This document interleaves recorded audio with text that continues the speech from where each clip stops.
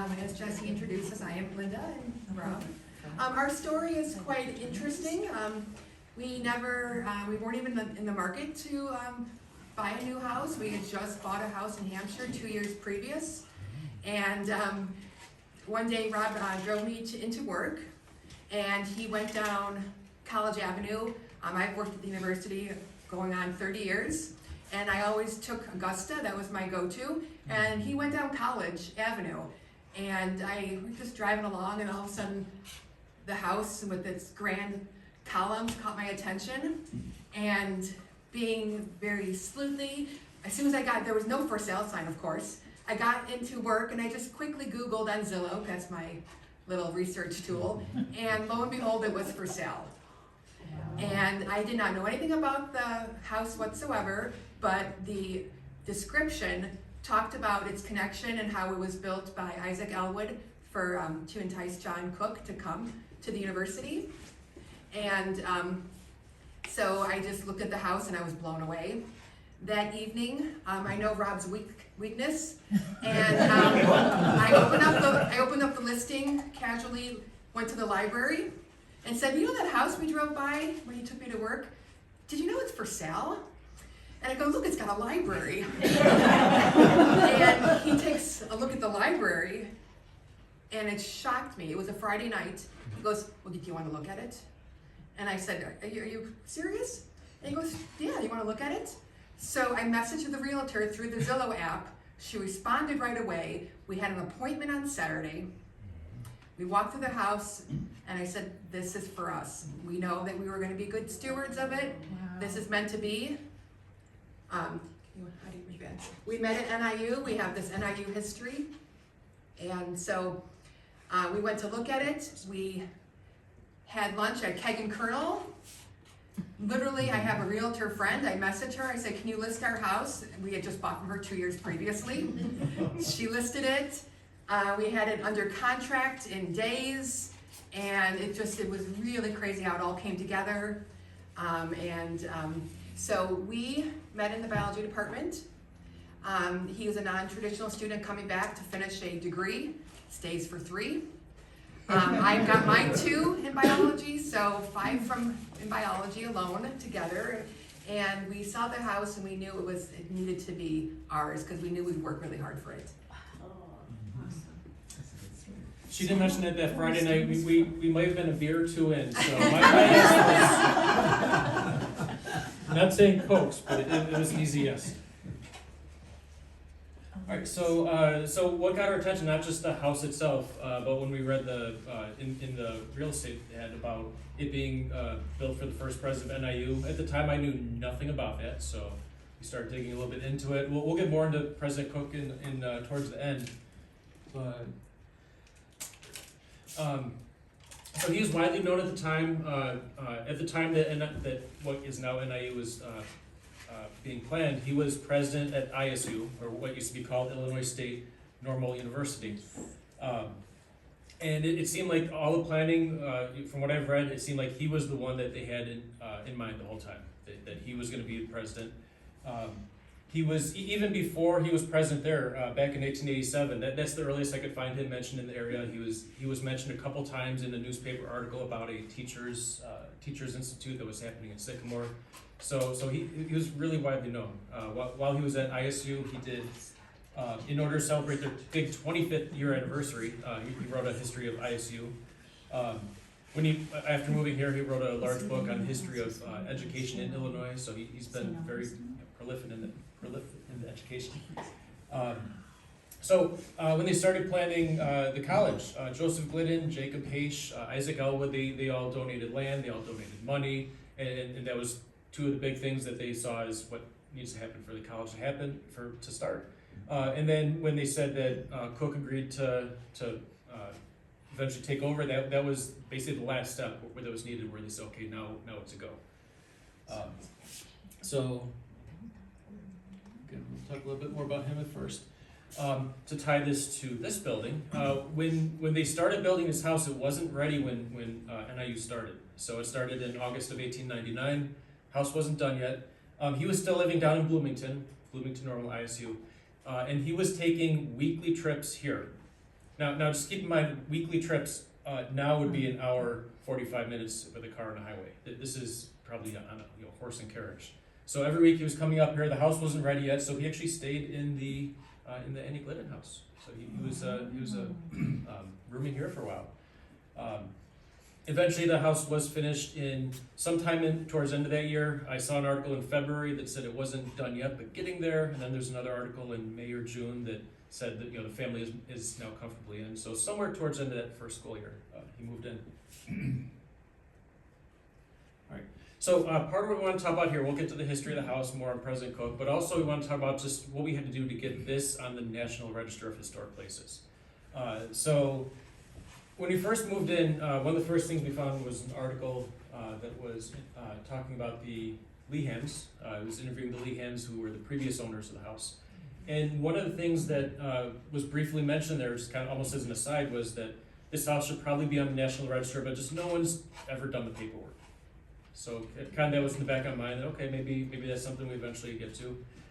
In September of 2024 was the 150th anniversary of Barbed Wire. So Barbed Wire weekend, there's a big presentation on campus. And we spoke to Rob Glover from the DeKalb County History Center. This was, I think, the second time we spoke with him. Yes, we had visited him too. And he just kind of really, he wanted to get this idea across that if things aren't preserved, they disappear after a while. And that was kind of the last little nudge. So we said, okay, let's do this. So we started looking into what needs to be done. How do you get on this register?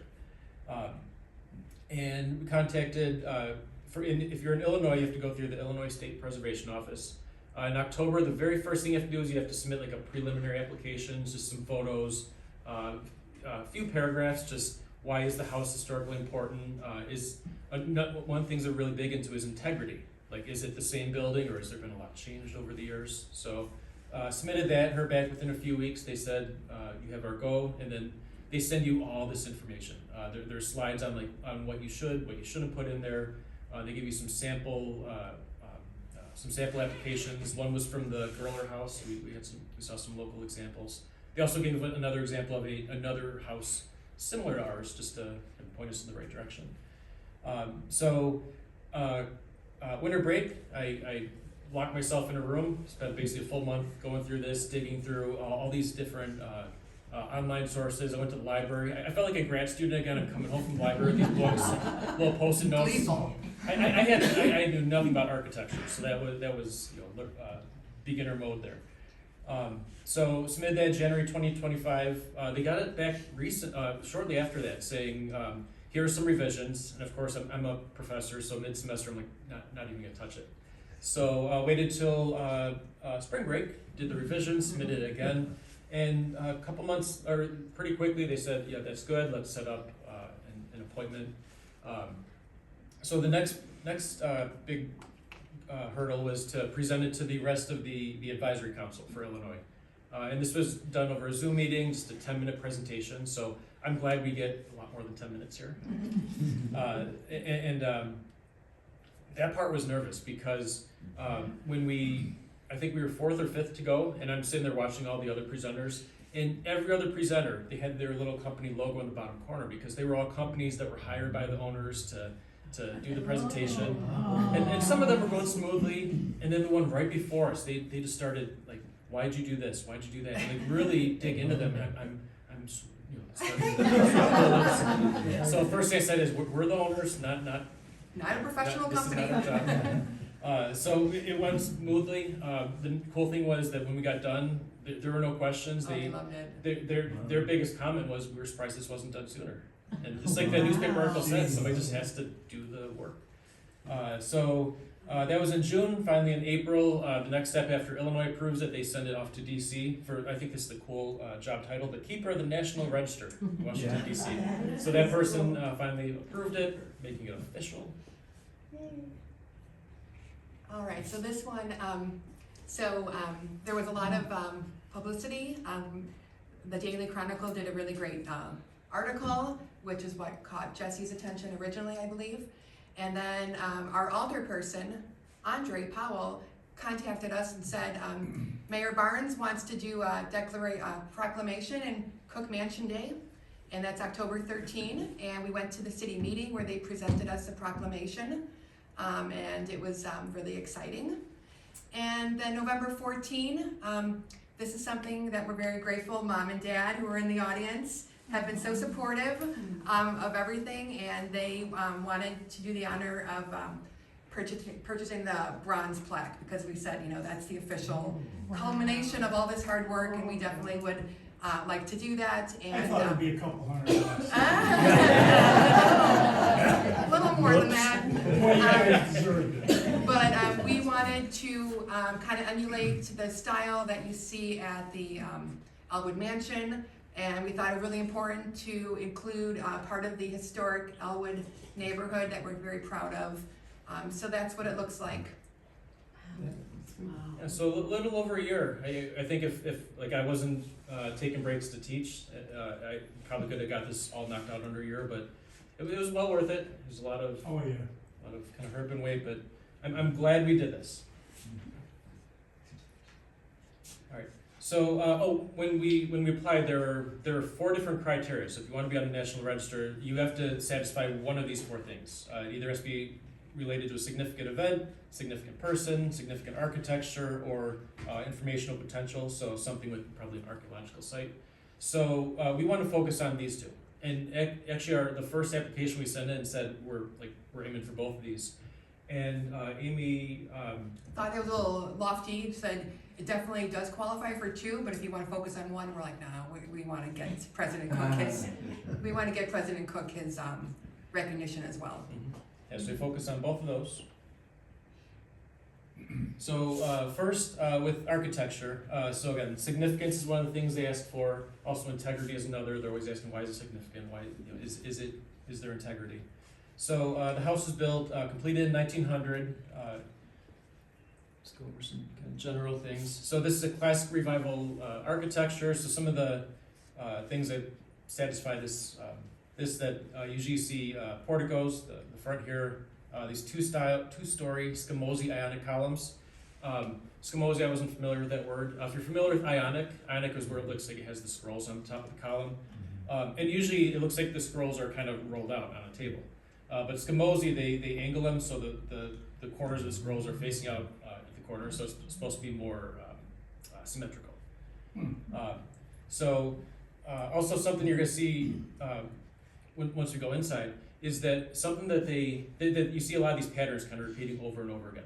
And out here you have these large columns, and then behind it you have these flat pilasters up against the wall. And the pilasters have matching capitals at the top of the column. And then when you go inside, you'll see that same pattern just shrunk down with the columns, the pilasters behind it. Another thing that gives it this look is the pediment, the triangle shape, and then the entablature, what looks like a large table that that sits on, and that gives it that classical almost. I think Stephen Bigelow, another local historian, he said it kind of gives it that like ancient temple kind of look to it. Other things we'll see include that the oval shaped column in the top there. Above the windows, you can't see it in this picture, but you will. You'll see a lot of the pictures have a lot of the windows have Greek key carvings over it. The windows up here have what's called a 12/1 window pane. So the top sash has 12 little windows and then a larger one on the bottom. So that's another thing that makes it in this style. The dental, I have a cute comment on that. Dentals, they're going to be repeated throughout the motif in the architecture throughout the whole house over the fireplaces. But in the presentation, Rob said, we have dentals for days. And that got quite a chuckle from the committee. Another thing that kind of puts in this type of architecture is they often have these vertical windows along the side of the door. So this is the main entrance over here. You also have these transom windows over the top that has leaded glass and this what's it called? Fan light. Fan light, yeah. So you'll see those a couple times. Also, the door that goes out on the portico has a similar window above it. And something I haven't mentioned yet. When we were trying to explain that this has integrity, that it's the original building or at least close to it, There are many photos of the exterior, and even going back to 1900 when the first year the college was open, the exterior looks almost identical. Like there are a few things, tiny things that have been changed, but those windows are original. You can see those clearly in those original photos. Once we get interior, unfortunately, there are no historical interior photos. I've never come across one. I've asked Rob Glover. He said, and the weird thing is, they always have people over. Every single year, they make sure to have all the students over the year. And I'm like, with all these people here, with all these parties they threw, you would think there'd be interior photos somewhere, and just haven't come across them. So most of the interior we assume is original, just can't prove it. Another owner was Megan Morrison, who owned the local shop here, and I've been connected with her, and we can get, but that was only from, she lived there. What years did Megan Morrison live there? There's only been 9 owners. We're the 9th in 126 years, and so we've researched the history, and so she's got photos, but we don't really know going back to the beginning. All right, so the architect, the person who designed this, it was designed by Charles E. Brush. He was an architect during the Chicago 1890. Columbian Exposition? Yeah. So a lot of the buildings there, it all had the similar type of architecture, so he was exposed to a lot of this. It was because of that Chicago World's Fair that you see this big explosion in this type of architecture. Just so many people were exposed to it going to that World's Fair. So why Charles Brush was here was he was one of the 12 or 14 people that submitted a design for Altgeld, and his was picked, so he was here when they started designing Altgeld. There are a lot of newspaper articles where it seems like he's always in town, like he's coming to visit, coming to check up on how everything's progressing. So while he's here, Isaac Elwood hired him for multiple projects, including he designed the Elwood Nearing House, or the Elcourt House. He also did some renovations on the Elwood Mansion. These I found on their website. So this is the original house, and then after it was redecorated, you have the front porch on there. And when you look at the architecture style of the front porch, there's a lot of very similar patterns there that are on our house, because same architect. This is one of those, you can see that this was 1900s. This is from the very first year, one of NIU's publications, and then here's today. So very little changed. The only thing that really changed was along the portico, on top of the portico chair, along the rail down here, even up here on the top, there's a widow's walk, a flattened part on the top of the house. There's wooden railing that goes around all those, and the wooden railing at some point. That's something that we really want to do. The Elwood, we're very jealous of it at the Elwood House, and we'd love to be able to restore that at some point. So luckily there are some close-up photos of some of these, so if we wanted to try to get it stay as original as possible, we could. Down the road. Down the road. Here's another one. So there's President Cook parked in the driveway. Again, there it is today. That's actually an electric car. Probably the first electric car in DeKalb. And this photo I think is cool because, not only because of that, but we got some like high definition photos from Rob Glover. And when you zoom in, you can't really see it here, but on the back of one of these columns, there's this large hook there that we're not sure what it was for. It might be for tying up your horse. And when you zoom in on the original photo, like that hook is still there. So when I'm doing work on the house, I'm like, what do I want to change? What do I want to leave? Because who knows how significant these little things are. Just going around the exterior. So this is a shot from the front yard. We haven't mentioned the carriage house yet. So this is the main house. There's also a carriage house back here where we would have kept horses there at one time. It was since converted to a garage on the lower floor. There's an apartment up above, which was, I believe, in the 1940s that was done. But when we zoom in on here, you can see that there's a lot of similar architecture styles here. So again, they just kept these patterns and repeated them over and over again. Another thing in the listing that helped me sell him on the idea was that I said, oh look, there's some rental income. It says it's had the same tenant for 25 years, and it's has become our beloved family member, and we celebrate holidays together. Someone that we care very deeply for. So here's You can see a nice view of the portico. There's a large portico chair. It's a term I had to learn. Portico chair comes out here, so protects you from the rain.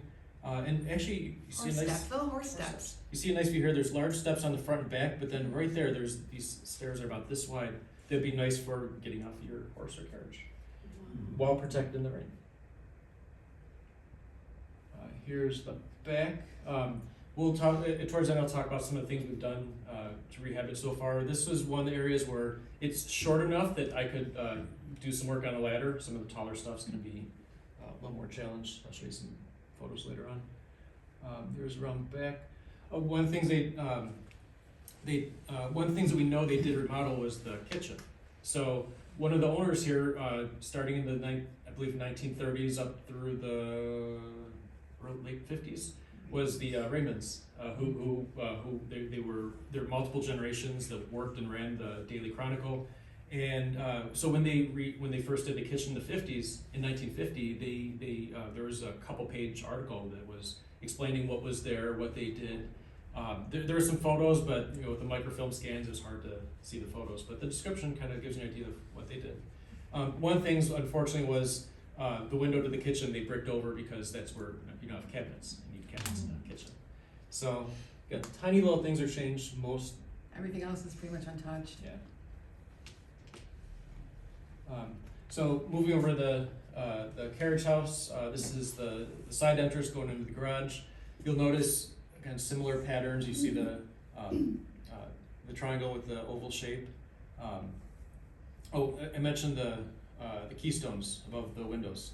This is something you see on a lot of the windows on the house too.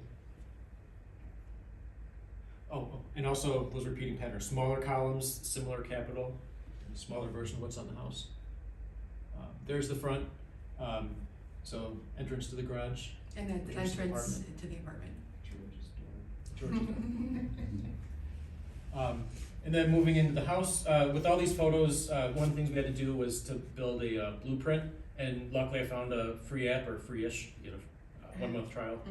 It's fairly easy to use, and then I for all the photos I had to kind of point, what the direction is.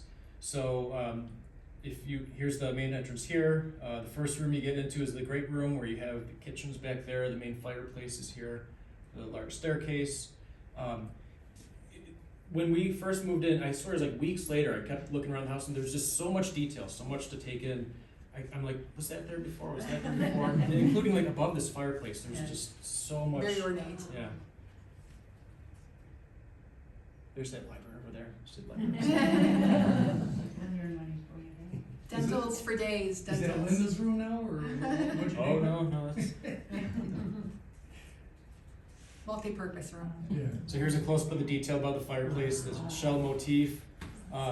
There's the dentals. They have egg and dart all over the house. This pattern that kind of goes up over here. And those light sconces, those are all original. I've done research on them. They're, as in the chandeliers, there's about 9 of them in the house.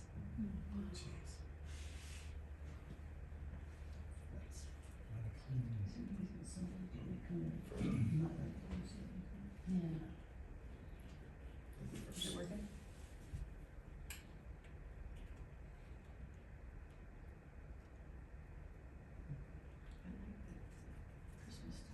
Can't go any further. Uh-oh. All right. Backup plan.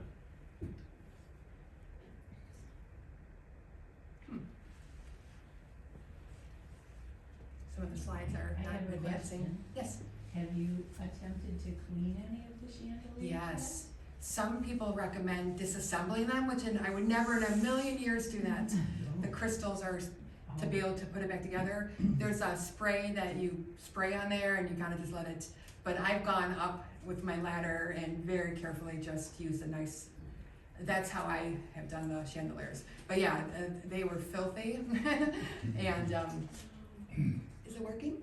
I had to pull up our different file, which But yeah, cuts off just some stuff. And I'm the cleaning lady. Well, do it all now, because it's about 10 years. You'll Well, say, yeah, I need the exercise, it's all good. Very So here's a close-up of one of those fan lights above. This would be the main entrance over here. So that's the parlor. And I took that last night, it's a pano. So that's the second fireplace you can see. That's Trent tile, that's original too, to the 1900s. We haven't had any fires in either of the fireplaces. I would want to get some tuck pointing done, and I don't want to risk it, but they are functional fireplaces. For concern of fire, have just LED candles in them, but maybe one day we'll get them working, but at this point we have not had any fires in our fireplaces yet. You'll see some of the furniture I talked about, like Rob, look, gets home from work. I rented a vehicle, a truck, and I found 1920s Italian Rococo furniture in Hinsdale. We gotta go. And he's like, and so I appreciate him indulging me with all of my little finds to try to keep things period appropriate. And I think the greatest praise is when someone says, "Oh, did you buy this fully furnished?" And I said, "No, I searched high and low for pieces." So that's a nice compliment. Yes. And this room, it's the entire width of the house, so. About 38 feet. Yeah. Something like that. Yeah, we love it. Good for having parties. There's a close-up of the door that goes out on the portico. Oddly, the portico, it never had stairs, so it's not really meant to be an entrance, although. Oh, well, that's why I want to put back up maybe that little railing that used to be there, because at trick-or-treating, the kids like to jump up there, and I'm like, "Do you really think that's my front door? Do you think I jump up there with my groceries?" So I tell them to go around, so maybe that would discourage the kids when they go trick-or-treating that that's not our door. We also had an Amazon delivery there once, and on the photo you can tell that the delivery driver actually jumped up there, and it's about this tall. It's high. We love hanging out on the portico. So here's facing one half of the parlor. Oh, and this is what I was mentioning, how you have the round columns and then the flattened pilasters behind it, so it just mirrors what you have out on the portico. Yeah, both sides there. A close-up of the tops of the column and pilaster. So if you look at what's outside, that's it, just miniature version. This is turned around the other side. You get a view of the fireplace over there. Explain the curved wall on the. Oh, those are gorgeous. Yes, yeah, you can't, it's kind of hard to see here, but this whole wall, it actually curves, and then this side curves too, so these pilasters are up against this curve. These wooden benches there are built-in, they follow that curve too, again, assuming it's original. I told him, I says, why would they have like a dead space behind those curves? Maybe there's treasure back there. We're hoping we'll find a treasure one day. Yes. You know, Wow. when I was making the blueprint, and I put everything together, I'm like, there's a big empty space here. And I'm like, oh, there's the secret room, and then realized I just forgot to put the hallway walls in. Oh, there's a library. Oh, there's Rob's library. So, yeah, all built-in glass doors. That's right. See, it's hard to tell from the photograph. What's the dimensions on that? It's not a very big room. Okay. Maybe 10 by 10? 12 by 12? Okay. Yeah, and then all of the built-in, they have the dentals along the whole, that run the whole length of the bookcases. And you can tell all the glass is original because it's wavy, and it's all the windows are original. We'll have to learn how to do rehanging of double, what's that, the weights? Yeah, the weights. And this thing around the top that you hang. Oh, the picture rail? From. Yeah. Picture rail, yeah, it's up there, and we try to utilize that whenever it's, some of it was taken down, but most of it's up. Yeah, probably half the rooms have picture rails. Yeah. There's the dining room. So in the dining room, what was I gonna say? This built-in over here. This is another one of those where you see a lot of repeating patterns. So I didn't point out on the both fireplaces, they have this pattern along the front of the fireplace, and the same exact pattern is on the front of this built-in. Has some larger columns and some little mini columns that are all, again, same pattern as what you see outside. So there's so much repeating architecture. Yeah, literally the two pieces of furniture that came with the house was, we negotiated that over there, that buffet, because the Leannes were like, yeah, we're not gonna move it. The house was completely empty, so we went from 1,600 square foot duplex to like over 4,000. So I did a lot of research and a lot of finding stuff, and he went along and helped me haul it. When we first moved in, I'm like, we're just gonna relax and kind of enjoy this. That's not how I No. go. That the photo on the second slide you saw with us in front of the house, that was move-in day. That we sold our old place, moved into this new one all on the same day, did all the signings. So we were, if we look tired in that photo. And once again, Mom and Dad came and helped, because it was hard work. You guys were in a hard spot. So that was all on the lower floor. When we go up the stairs, there's a living room that's centrally located, 5 bedrooms all around. This bedroom here in the corner, we use it as an office now, but this we assume was probably for the servant because it's blocked off from the rest of the room by a doorway. It also has access to the stairs that go up to the attic, down to the kitchen, down to the basement. So they have plenty of bedrooms. This is neat. So there's a skylight here. Above this, there's an attic, and the attic also has a skylight. So the skylight attic lets light into the attic, and then this lets light down into the living room. And there's also light up there you can turn on at night, but during the day, like that gives you plenty of light in this big interior room. Yeah, the attic is really neat. Here's a couple of photos from one of the bedrooms, just to give you an idea. More Picture picture rail. rail. All it's hot water radiators, and just like in the Elwood Mansion, almost all of them are very ornate and decorative. There's only probably one that's not. And, Those are original. talk about the closets. Yeah, so that's a bottle trap on there. Even the basin, you can see marble. They're marble, and so 4 of the 5 bedrooms have these sinks, which is really, really convenient, and they're all functional. They're original marble. They have ball and claw feet, you can see. We were in the Elwood house recently, and there were 2 different sinks there that, like, those are the same exact sinks Identical, yeah. that we have here. Just amazing in 1900 that they would have plumbing like that on the second floor. So that neighborhood was the very first one to be paved. Like they built that neighborhood as they were building the university. Electric, gas, that was all going in right about the same time. So it had modern utilities. Yes, that was architecture, and like I said, we wanted to make sure to include a lot of info on President Cook because that's the main reason that. Is that on the portico there? That's on the portico. Yeah, and this house, that's kitty corner on the other side of Park and College. So one of the things that kind of showed you that they really respected him was one of his requirements to get hired was he had full control over who was hired. Everyone was approved by him, including that house. It's kitty corner. That's for McMurray. Now there's a McMurray Hall on campus. McMurray was one of the professors that he brought with him from ISU. So just hanging out on the portico. Oh, this is that close up of the railing. So it'd be really cool to duplicate that one day. His first name was Williston? John Yeah, Williston. Oh, John Williston. Yeah. So, because we have Williston Hall. That was the first dormitory for women. Right. Yeah, that's his middle name. Yes. They wanted to make Williston Cook, but there's already a Cook building at ISU. There So is. they used his middle name. Good call. Thank you.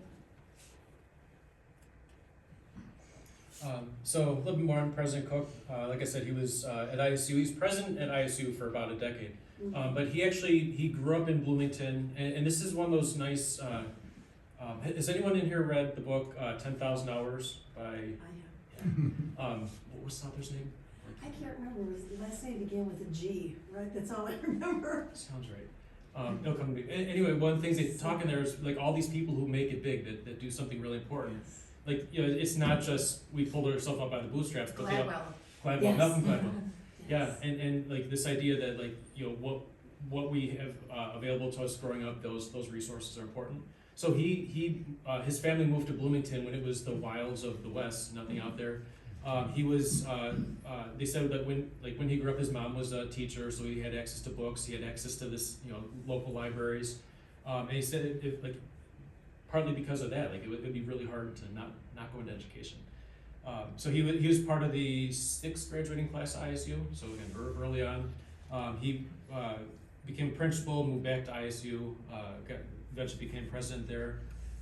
Was here for 20 years, from the start of NIU to, I believe in 1919, it was actually when he retired. He was also the president of the National Education Association, so he's up there. I will mention one thing really quickly, is that after President Cook passed away, he lived in the house that was built for him.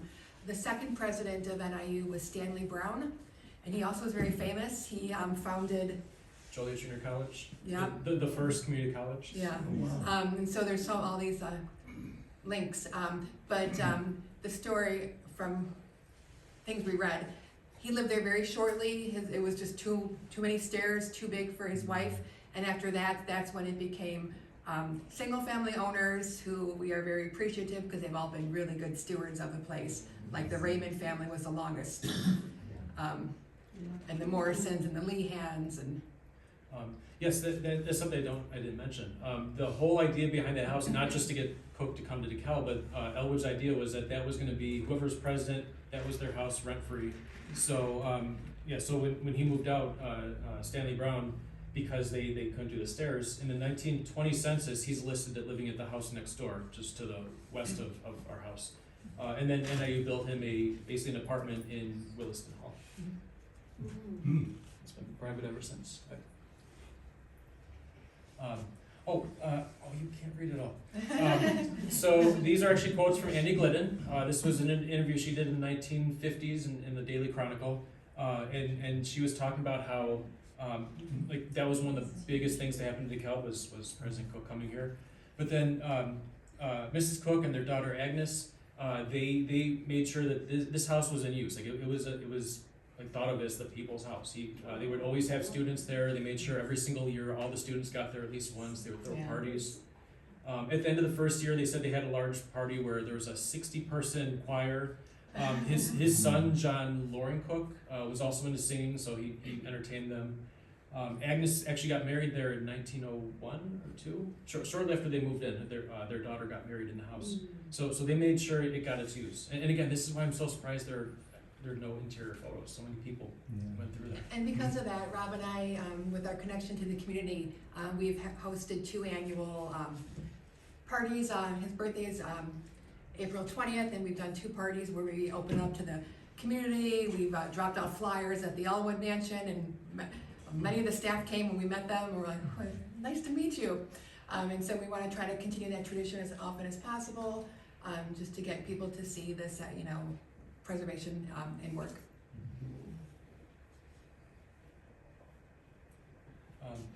So one thing we had to get across when we were trying to get on the application, they said, well, what if some other building is more related to President Cook? And like, is this house actually special to him, or is it just like a building he slept in for a night? So actually, this is where Amy Hathaway from the Illinois Preservation District, she actually did a lot of research and got back to us because she looked into when he was at ISU, the buildings he was at, are they still standing? So his original house, it's no longer there, the neighborhood's gone. The original building, which is called Old Main, Old Main is no longer there. There is now Cook Hall at ISU, but they didn't dedicate it to him until the 30s. So he was already he'd been dead for almost over a decade.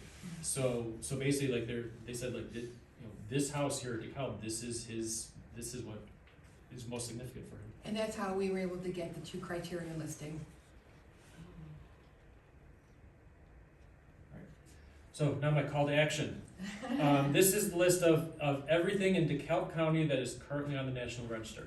So up here highlighted is DeKalb. The very first to get on there in 1973 was the Glidden Homestead.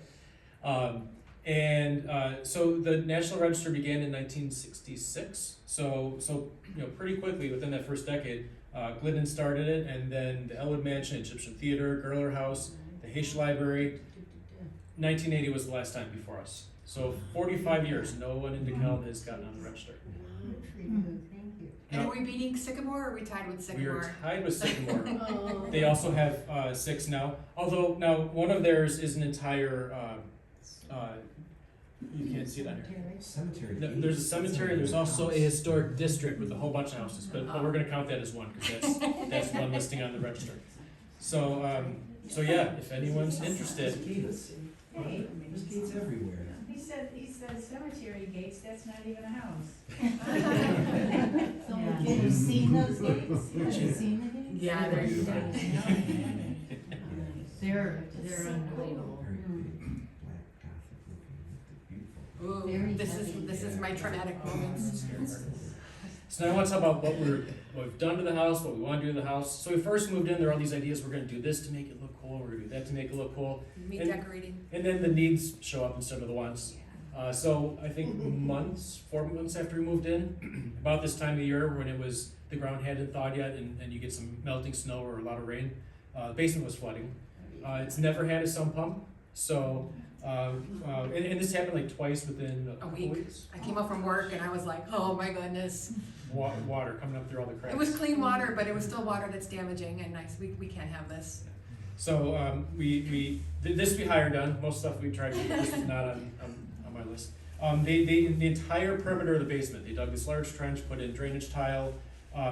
Watching, the guys that are moving these heavy buckets of just muck and gravel, hoisting it up through the window and then up into a dump truck, they earn every single dollar that they make from that. So that's. That was the big one, This and then is we got another scary big time. one. And then this was just Oh. February? A year ago. The sewer line going from the carriage house all the way up to college, so all the way from the back of the yard all the way to the front yard, completely clogged. So they said, well, if you wait till spring when it's thawed, it'll be cheaper. We're like, well, We have a tenant, no, we can't wait. so luckily they didn't want to. They would have had to go under a sidewalk, under a driveway near the portico chair. So they said rather than just digging a large trench, they did lateral boring, which is cool. The way they just dig a hole on one side, it follows it somehow to sensor on the other side, and toilet can flush now. This So isn't the big project. Hey, Rob, yeah, the picture on the right, that's not me. no, I just can't get my bearing on where that's at. That is when you, it's right, so when you pull in from Park, here's the carriage house, it's right over here. Right, actually, it's where we now, to try to get some more native plants, we decided we'd use this as opportunity to remove the remaining grass from that area, put in some perennials, put down some mulch, and plan to continue doing that. Shout out to CH Plumbing, who we trust with our 1980s boiler in this big project that was quite expensive. They do amazing work, but then we were left to put the whole yard back together, so that was not fun. But it looks to be Better than it was Oh. before.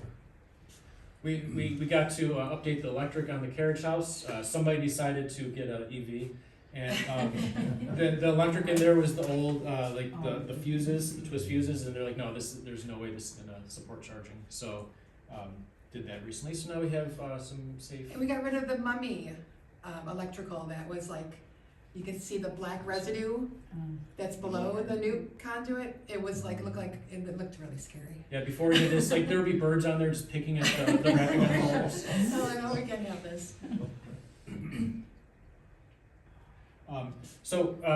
Little improvements. So we're trying to do little things here and there when we have the time, when we're not fixing clogged sewer lines.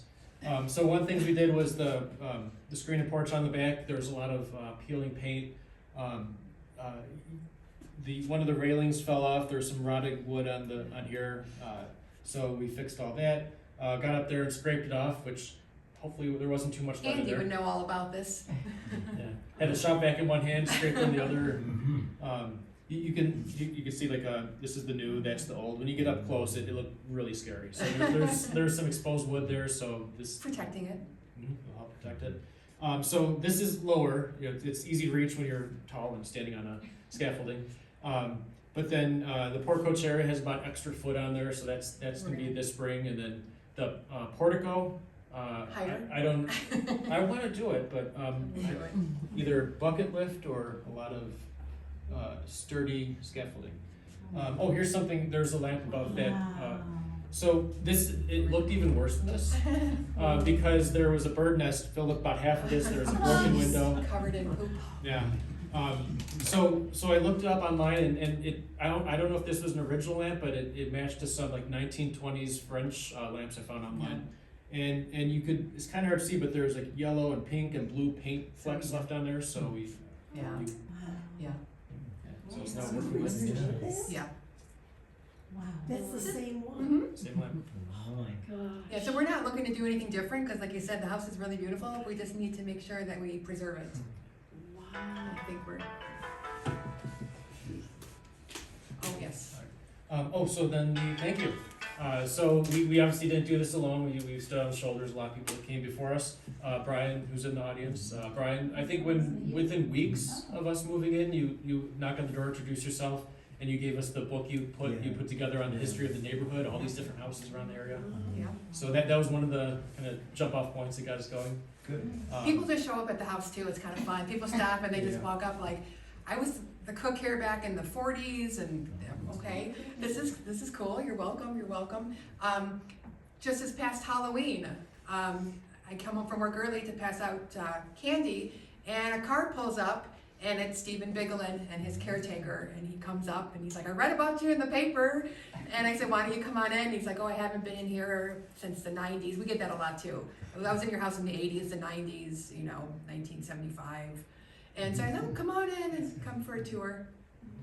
Yeah, so he did about a series of articles that went over a lot of different houses in the neighborhood, put together a book. When we moved in, there was so much that was kind of left out for us, like including his book, so I was flipping through that.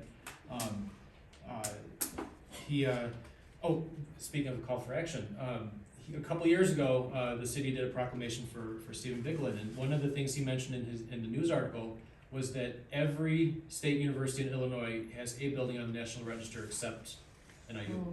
So should somebody get, Planting a little. yeah. So that was big help. Like I said, Rob Glover from the DeKalb County History Center, he sent us a few of those like high def, old historical photos of Cook on the portico and in the car. So that was from them. I actually originally reached out to him when we were first looking for interior photos. I said, does your center have anything? And he was like, we look, can't find any. Like I said, Amy Hathaway, she's the one at the Illinois State Historic Preservation Office. She's the one who helped us kind of as we're working through this. So if anyone knows somebody who wants to get on the National Register, they are very helpful. They'll make sure, it can be daunting looking at all this that you have to do, but they are very helpful. So even though your house is connected to NIU, it doesn't, No, it's not. Yeah, it's it doesn't qualify? like Altgeld Castle is more than deserving. It's got the same architect as our house, Yeah. Charles E. Brush, who was connected with the Columbian Exposition. So if someone at NIU, which is where I work, and if someone wants to do Altgeld, it's just beautiful in Altgeld. All right, I think we're on the last slide. Oh, and then local news sources, support your local news. So much of the info I got was from the Daily Chronicle. The Daily Chronicle's been here since before NIU was. So, going through all their online articles from newspaper.com, got a lot of this. So much of this came from those sources. So, having local news is really helpful.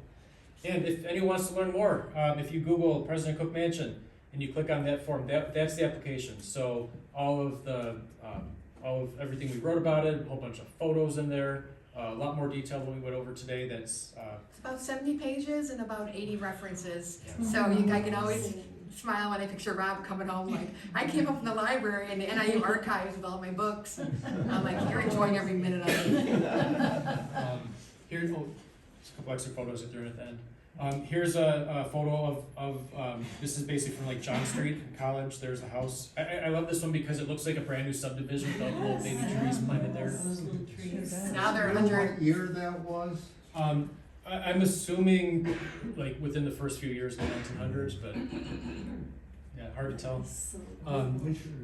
This photo was taken from atop Altgeld, facing again towards that area. There's so this is College Avenue. There's the house, the carriage house behind it. I love this little plank road that the students are walking on. Isn't that fun? Yeah, so I'm guessing this would be like the first year, because they said after the first year of school, there were about 20 houses built in that neighborhood, and then they kind of kept going to support all the students, the employees as the school grew. This was another one from Rob Glover. So, yeah. Flip back one time, flip back to the picture. This one? No, the next one. That one? No, I'm sorry, Other way? yeah. The one from Old Count, right? There. Yeah.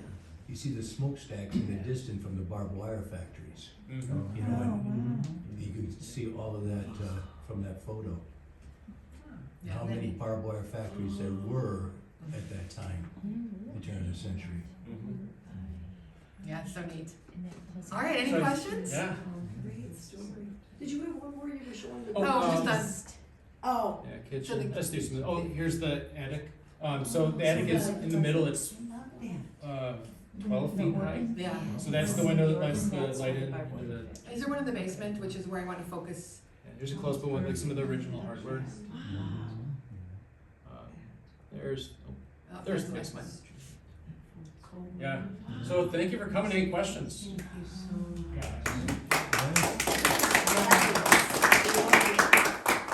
Well, okay, I have a lot of questions, I'll just try to limit it to two. Have you been in touch with, or are there any descendants of the Cook family Yep. in your research? Or- Yes, I went into stalker mode. So I actually, they don't know this, but I started building a family tree. So I just using the names I could get from newspaper articles from the time, I started building out a family tree, and then I have an ancestry account, so I started finding what I could go use online, a couple obituaries. And then what put it all together was I in addition to digital, I went to the library where they have a lot of local resources. They have boxes of stuff on President Cook. And one of them, there was a photo of his granddaughter standing in front of his portrait with one of the later presidents of NIU. And on the back it had her name and her husband's name. So I was able to put those together, reached out. She unfortunately just passed away within the last year, but then I was able to, going through her Facebook page, again, stalker mode. She was very appreciative. We're friends now. I found her daughter, reached out, and she's like, "Who are you? Why are you?" But then they were really appreciative. When DeKalb, when we got it listed and the DeKalb did the proclamation, I let them know. So She was very honored for her family. Wow. it's so cool. My second question, so the site upon which the house was built, it shows that it was like one of the first, if not the first in that neighborhood. Was it a high point? Did Cook or who was involved in like deciding to put it on that spot? I got the actual words from the Chronicle in my book here, but that was after he agreed, like in early June, to come to Northern. And then he came up to DeKalb, and he and Mr. Elwood walked through that whole woods, Okay. which was Elwood's backyard, extended backyard. And he said they picked that spot because it was a little bit high Yeah. and was the prettiest spot in the woods. Okay. Good answer. Now, one thing I haven't been able to really follow up on is that whole area that was Elwood. He had a lot of horses also at the time, something else he was known for. But I saw one newspaper article from, I don't remember what year it was, but it said that property used to be a slaughterhouse. I'm guessing for some of the horses. So I'm like, I'm kind of scared to dig down. Further north on First Street. Yeah. Okay. Not there. That wasn't there. Good answer. I have some memories, 1944, our family moved out from Iowa and we moved into a house on the other side of the street, about 3 houses down. And at that time, the main route from the dormitories to downtown was College Avenue. Very, very busy street. And I remember in front of our house, from the sidewalk to the street, there's about 4 steps. And I was a little shaver, and I liked to sit there and flirt with the girls who were walking downtown. But the thing I remember best was the end of the war, World War II. That street, they were driving back and forth on that street, banging pots and pans and blowing horns and celebrating that the war was over. Wow. 1945. Wow. And then it was right after then they would have done all the barracks, right? Just the other side of the Kishwaukee River. Yeah, yeah, so Wow. Yeah. It's so cool. I have one more, I'm sorry. The front porch with DeKalb's is so beautiful, and do you ever have people wanting prom pictures in front of it, like, you know? Like you the do Bell occasionally and then. Yeah. We Oh, haven't sure. found anyone just on there. Yeah. Well, like I said, we're They pretty, go you to know, house for prom pictures. very welcoming, Yeah. very It would be hard welcoming. to jump on it. Yeah. In a tuxedo. But yeah, one of the things we were really interested in was, one of the articles, like they talked about how, like they try to keep this house open, it was like there for, you know, for the students, for the residents, so, yeah, that's why we try to every year have, some kind of open house, some kind of gathering on his, on or near his party, his birthday. Yeah, Yeah, we like to keep it available. yeah, we're so grateful for everyone's this like that. That's really connection for the generous. entire community. Wow. I just wanted to say, I appreciate both of you so much, the teamwork that is taken to do that, and just being such champions of this home is really quite Well, remarkable. I found the partner that works as hard as I I do. love it. I feel like it's a full circle moment, because I was a student ambassador at ISU, and so gave tours all the time of campus, and it was like, oh, that's Cook Hall. Well, we don't know what happened at Cook Hall. now it all comes together. He left ISU to come to DeKalb. Oh boy. Wow. So when you did the basement and when you had to do the flood thing, Yeah. okay, I have, did you, where they dug out, did they fill it back in? Yeah, they put in, they pitch everything towards the sump pump, and they use interior drain tile, and then they use river rock, and then they re-cement it. Interesting, cause my in-laws house in Pennsylvania, the entire basement, there is that dugout area, it's cemented, but it's dug out around the entire basement, so that the water just goes there. And that's why I wondered, is like, was yours filled in, because theirs is permanently like that, like a lot of the homes around theirs, so it was the first time I've ever seen one besides theirs is what, you know, when I saw the picture. You talking about like permanently water? Like a gutter? No, permanently Like a like gutter. a trough A trough. around Yeah, no, there's the dry. entire, yeah, well, that's what, Yeah. but our, Yeah. my in-laws house was not, Is in it all the paved? house, yeah, it's Paved though. it's paved, Okay. it's But cement, but it's just like down a few inches Yeah. and permanently there. Huh. So very strange. Yeah, and Yes, it is. just obtained 3 quotes, cause smart father-in-law over there says you gotta get 3 quotes when you do big projects like that. Yeah. And, you know, they came in at I 28, told you 4. well, 28,000, and then 18,000, these are all the top 3, like US waterproofing, Permaseal, you know, the 3 main ones. It was a good investment. We have an app on our phone for our sump pump. We call him Mr. Thirsty, and he earns his money when he kicks out 400 gallons per day on a rainy day in a month. Wow. So it's been high and dry, and that's where we're focusing our efforts. Better flooring. It's got that 100-year-old pool table down there. Wow. That was the second piece of furniture that got left behind. Just 2 things. Yeah, That they're pool hard to table, move. They're which very is hard to slate. move. Yeah. It's Yep. the Yep. professional, the longer. So that got left behind, and then that little hutch. It's a grandfather's, yeah. Left it. Real seal. Real seal, yeah. They're the newer, kind of more startup, so that's why we were able to get them for cheap. Yeah. And the exposed stones. Yeah, we love that. They wanted to cover that up to waterproof, I'm like, nope, do No, that was US waterproof. They're like, we're gonna put this blue plastic on it. I'm like, no, you're not. Did the house have two cisterns, was it? There are two Wondering why two it's on high cisterns. land, why it We have had 2 cisterns currently on the property, yeah. Oh, okay. Yeah. That explains it. Yes. I got one. Can you still get to your widow's walk? No, unfortunately. Okay. You could see, like, when you go up in the attic, there's kind of a boxed-in area where it's now just ceiling, a roof, but I'm assuming that's where the Yeah. stairs would have gone up, which I can't imagine what that view would look like. Yeah. If you get up there. And a question that comes up a lot when we were first getting on this, that are you sure you want to get on there, because once you're on the register, you can't change anything in your house? Like, that's not true. Like, Just yeah, so like, it's known for the outside, so if we went up there and, like, you know, took down the brick and put up, you know, vinyl siding, then they take our funding away, but And they should, rightfully so. but there's not limits like that, if, you know, for getting on the register. Yeah. Your neighbors in the area, have they been inspired by what you're doing, or, you know, to kind of look at their own homes and the history because it's so historic? Well, Paul Meyer is our one neighbor that lives in that really beautiful mansion across the way. He, you know, his family's owned that house 100 years. He's an Erin. And he puts in a lot of pride.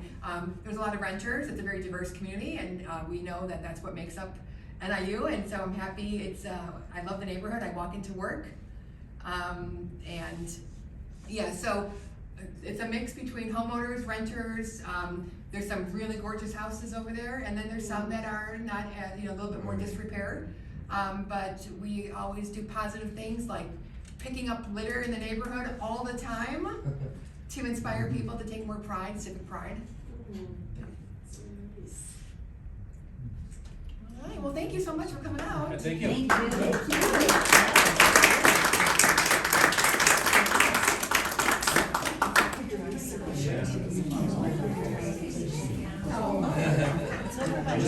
I'm sure that. Like the party area. Yeah.